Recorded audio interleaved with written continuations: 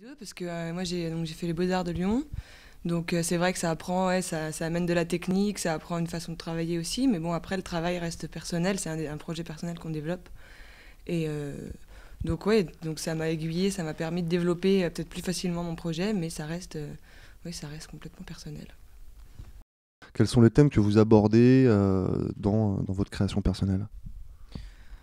Alors en fait c'est assez axé sur, enfin moi comment dire, ouais, assez axé sur certains. Je pars d'objets, en fait, d'objets de consommation, et c'est ça qui permet de créer des univers, des personnages que je mets en scène en traitant de on va dire, comment dire, des espèces de stéréotypes sur la consommation, sur les habitudes de consommation, les façons de vivre, etc., quoi. Et à partir de là, donc l'objet, en fait, est pris comme personnage principal, et c'est lui qui me permet de déterminer tous les univers que je mets en place, et où le personnage, finalement, n'est qu'une sorte de moyen d'activer l'objet. Et donc je joue pas mal du rapport entre objet et personnage, aussi bien dans les installations en mélangeant un personnage et une action, et une fin avec des objets, des sculptures, des choses comme ça. Moi, ça a commencé en 98, en fait, mais c'était surtout de la peinture avant que je commence les Beaux-Arts.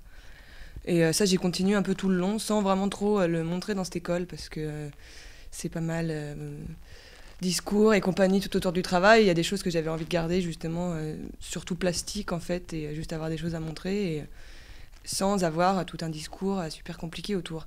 Et après, l'école m'a permis de développer d'autres et d'apprendre d'autres médiums, tels que la vidéo, la sculpture, la photo, tout ça, donc les installations.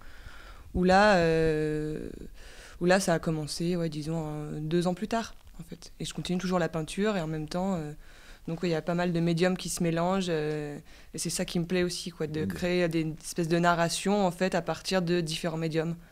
Et que par exemple une vidéo raconte le début d'une histoire et que l'installation raconte la fin. Donc ça fait comme ça une espèce de narration à 2 temps, en fait. On travaille chez nous, ouais, on a une pièce où on travaille principalement. Après c'est plus au niveau de l'ordinateur qu'on travaille chez nous, parce qu'on n'a pas énormément de place pour le faire, mais sinon voilà, on se sert de l'espace qu'on peut utiliser, quoi. Mais c'est vrai que non, on n'a pas d'atelier. En fonction de l'espace qu'on a, quoi. Ouais.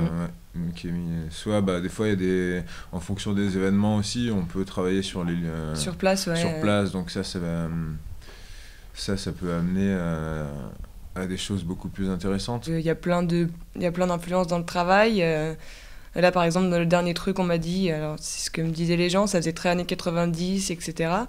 Après, justement, c'est plus des univers un peu énigmatiques, un peu bizarres, un peu sortis du temps, finalement, que je mets en scène.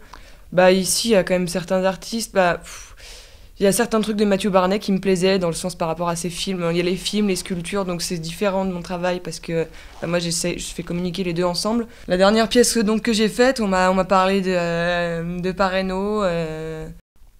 Et là, moi, ce que j'ai trouvé intéressant sur notre collaboration artistique, c'est qu'on avait chacun notre espace où on a pu présenter nos choses personnelles, donc à notre manière. Et un troisième espace où on a fait la synthèse des deux pour au final former un troisième ensemble, quoi, et ça, c'est marrant, qui fonctionne différemment, mais qui fonctionne avec. Donc c'est ça qui est cool, quoi. Il y a la fresque et il y a les 4 cadres avec les chinoises aussi. Voilà, l'image du carton, en fait, voilà. On a fait une fusion de nos deux univers voilà, c'est ça. De création, quoi.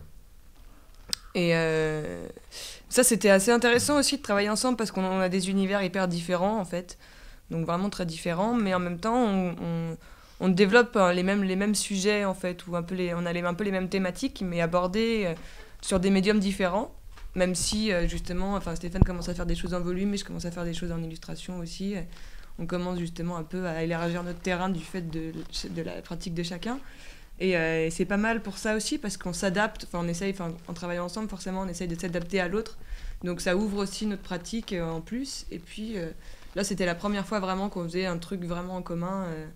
Et on a été assez satisfaits, parce que ça a assez bien fonctionné, quoi. Et on s'est pas trop pris la tête à savoir. Je pense que ce qu'elle raconte, c'est quand même pas mal une sorte d'idéalisme imaginaire.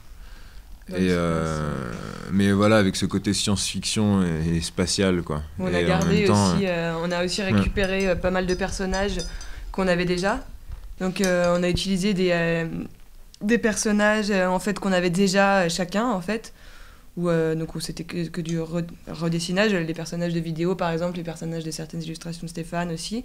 Et on avait déjà cette base de données en fait qu'on a mélangée et après on a recréé tout un univers autour avec les deux personnages principaux En qu'il y associant avait. différentes techniques aussi. Voilà, où il y avait du aussi collage. bien de la peinture que du collage. La peinture à l'acrylique, de la bombe, du Posca et puis du volume aussi en carton. Donc c'est vrai que c'était ça qui était sympa aussi de créer un truc où c'était pas seulement plat quoi.